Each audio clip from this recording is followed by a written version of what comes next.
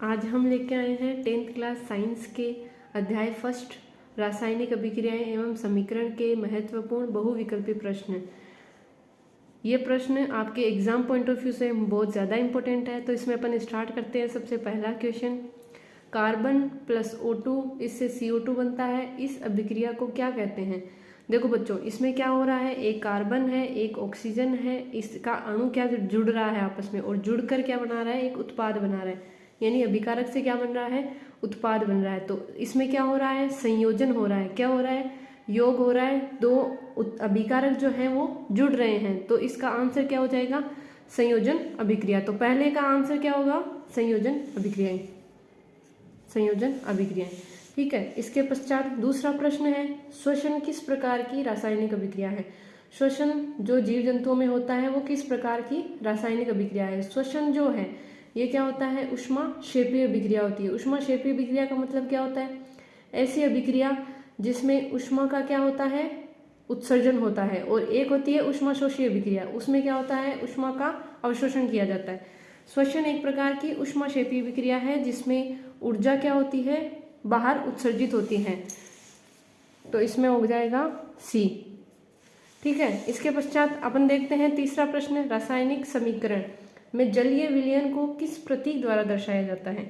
यहाँ पे ऑप्शन, चार ऑप्शन दे रखे हैं। सबसे पहला दे रखा है एस, बी दे रखा है एल, सी दे रखा है एक्वस और डी दे रखा है जी यानी गैस। एस का मतलब है सॉलिड, एल का मतलब है लिक्विड, ए क्यू यहाँ लिख रखा है, इसका मतलब है एक्वस। एक्वस को बोलते हैं जलीय विलयन। इसलिए अपने प्रश्न 3 का आंसर क्या हो जाएगा, सी हो जाएगा, नंबर सी।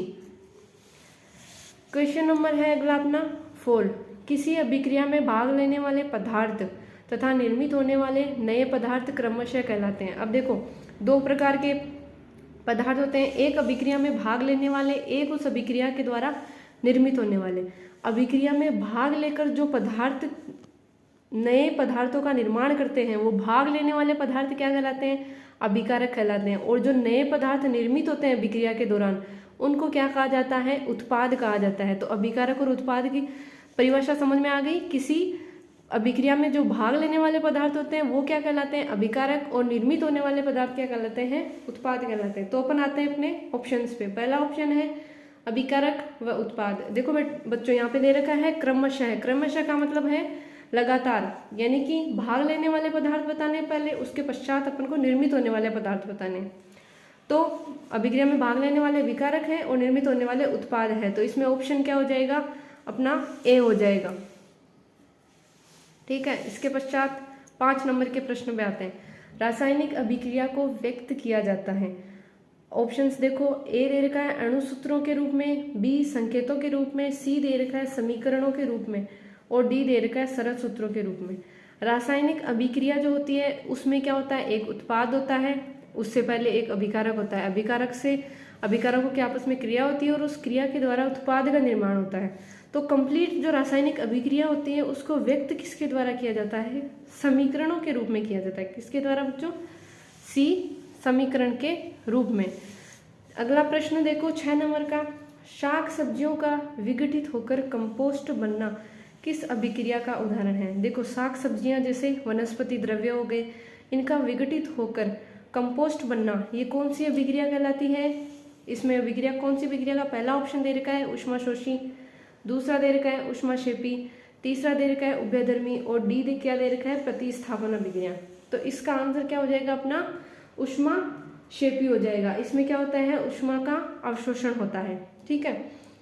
उसके पश्चात 7 नंबर का प्रश्न देखो, इसमें हो जाएगा ऊष्माक्षेपी। 7 नंबर का प्रश्न दे रखा है, समीकरण के बाएं एवं दाएं दोनों ओर प्रत्येक प्रकार के परमाणुओं की संख्या समान हो तब उसको क्या कहते हैं।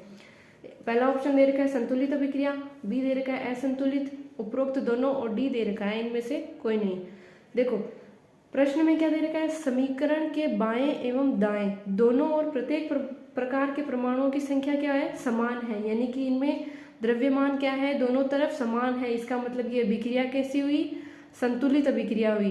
तो संतुलित अभिक्रिया में क्या होता है, जो निशान बनाया हुआ होता है अपना अभिक्रिया का, उसके दोनों तरफ उपस्थित परमाणु जो होते हैं उनकी संख्याएं बराबर होती है। इसलिए इसमें आंसर क्या हो जाएगा, संतुलित अभिक्रियाएं। अगला प्रश्न दे रखा है 8 नंबर का, मैग्नीशियम रिबन के दहन का उत्पादन होता है। अब देखो मैग्नीशियम रिबन क्या होता है, ये देखो यहाँ समझो, magnesium ribbon Mg magnesium ribbon बोलते हैं इसको, इसका दहन करवाया जाता है। इसका मतलब कि O2 से इसकी क्या की जाती है, अभिक्रिया की जाती है। तो इसके द्वारा क्या बनता है, MgO। MgO क्या कहते हैं, मैग्नीशियम ऑक्साइड कहा जाता है। अब ये अभिक्रिया, इससे पहले वाला प्रश्न अपना था कि अभिक्रिया के बाएं और दाएं और परमाणुओं की संख्या क्या होती है, समान होती है, तब उसको क्या कहते हैं, संतुलित। क्या इसमें संतुलित अभिक्रिया है, ये नहीं है। क्यों, क्योंकि यहाँ पे 2 ऑक्सीजन के अणु है, यहाँ पे 1 ऑक्सीजन का अणु है। इसको संतुलित करने के लिए अपन यहाँ पे क्या लगा देंगे, 2। जब 2 लगाए तो Mg के भी 2 एटम हो गए, ऑक्सीजन के भी 2 एटम हो गए, परंतु इधर क्या है, Mg का 1, तो इसके आगे 2 लगा देंगे, तो ये अपनी क्या हो जाएगी, संतुलित अभिक्रिया। तो अपना जो प्रश्न है, मैग्नीशियम रिबन के दहन से उत्पाद क्या बनता है, तो उत्पाद क्या बनता है उसमें, मैग्नीशियम ऑक्साइड। इसका आंसर क्या हो जाएगा बच्चों, बी हो जाएगा। इसके पश्चात अपन अपना अगला प्रश्न देखते हैं। देखो अगला प्रश्न है 9 नंबर का प्रश्न, वो क्या कहता है, शरीर में भोजन का पचना किस प्रकार की अभिक्रिया का उदाहरण है। अपने शरीर में भोजन जब पचता है तो ऑक्सीजन की उपस्थिति में पचता है, इसलिए ये कौन सी अभिक्रिया है, ऑक्सीकरण अभिक्रिया है। पहला ऑप्शन दे रखा है अवकरण, बी दे रखा है ऑक्सीकरण, सी दे रखा है उदासीनीकरण और डी दे रखा है विद्युत अपघटन। तो इसका आंसर क्या हो जाएगा, ऑक्सीकरण, बी। ठीक है, इसके पश्चात देखो 10 नंबर का प्रश्न, संतुलित रासायनिक समीकरण विज्ञान के किस सिद्धांत पर आधारित होते हैं। अपन ने भी पढ़ा संतुलित रासायनिक समीकरण क्या होते हैं, समीकरण के बाएं और दाएं दोनों और जितने भी प्रत्येक परमाणु होते हैं उनकी संख्याएं क्या होती है, समान होती है, उनका द्रव्यमान बराबर होता है, तब उनको क्या कहते हैं, संतुलित रासायनिक समीकरण कहा जाता है।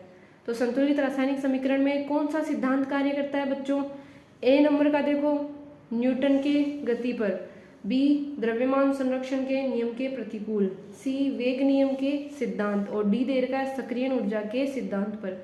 तो इसका आंसर क्या हो जाएगा, द्रव्यमान को बराबर करता है, इसलिए द्रव्यमान संरक्षण के नियम के प्रतिकूल होता है। द्रव्यमान संरक्षण का नियम क्या होता है, द्रव्यमान को न तो उत्पन्न किया जा सकता है न नष्ट किया जा सकता है, द्रव्यमान को एक रूप से दूसरे रूप में क्या कर सकते हैं, अपन परिवर्तित कर सकते हैं। इस प्रकार दो अभिकारकों को मिला के अपन क्या बना सकते हैं, उसको उत्पाद में परिवर्तित कर सकते हैं। तो ये क्या कहलाता है, द्रव्यमान संरक्षण का नियम कहलाता है।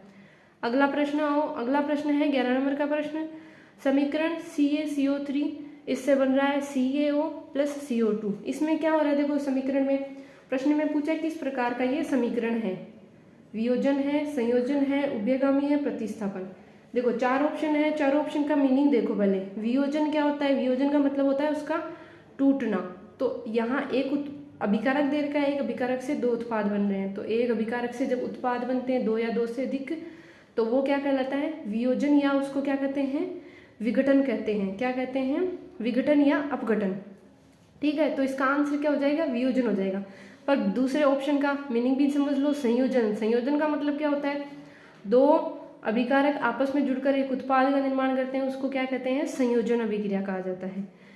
अब उभयगामी अभिक्रिया, उभयगामी का मतलब क्या होता है, उभयधर्मी हो गई, जिसमें दोनों प्रकार की अभिक्रियाएं होती है, दोनों प्रकार की अपचयन और उपचयन अभिक्रिया। डी जो दे रखा है उस प्रतिस्थापन, प्रतिस्थापन का मतलब क्या होता है, जो ज्यादा क्रियाशील पदार्थ होता है वो कम क्रियाशील पदार्थ को वहां से विस्थापित कर देता है और उत्पाद का निर्माण करता है। तो इसका आंसर क्या हो जाएगा अपना, ए वियोजन। अब देखो क्वेश्चन नंबर 12 क्या बोल रहा है, प्रकाश रासायनिक अभिक्रिया में ऑप्शन ए दे रखा है, प्रकाश का अवशोषण होता है, प्रकाश का उत्सर्जन होता है, पदार्थ का अपघटन होता है, प्रकाश का अपघटन होता है। अपघटन का मतलब टूटना, उत्सर्जन का मतलब बाहर निकलना, अवशोषण यानी ग्रहण करना। तो जितनी भी प्रकाश रासायनिक अभिक्रियाएं होती हैं उनमें बच्चों क्या होता है, प्रकाश का अवशोषण किया जाता है। तो इसका आंसर क्या हो जाएगा, ए।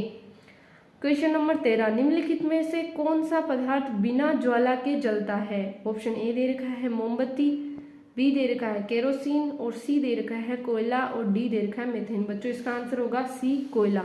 कोयले में क्या होता है, ऐसा पदार्थ होता है जो बिना ज्वाला के जलने लगता है। कोयला यानी सी कार्बन, इसको O2 की उपस्थिति में इसका दहन किया जाता है तो C प्लस O2 से बनता है CO2। तो ये क्या होता है, बिना ज्वाला के जलता है। क्वेश्चन नंबर दे रखा है 14, अवक्षेपण अभिक्रिया से प्राप्त होता है। ऑप्शन दे रखा है अविलेय लवण, विलेय लवण, सी लवण और उपरोक्त सभी। अवक्षेपण अभिक्रिया का मतलब क्या होता है, जो अपन को उत्पाद के रूप में प्राप्त होता है वो उस पात्र में नीचे तली में क्या हो जाता है, जमा हो जाता है और वो लवण के रूप में होता है।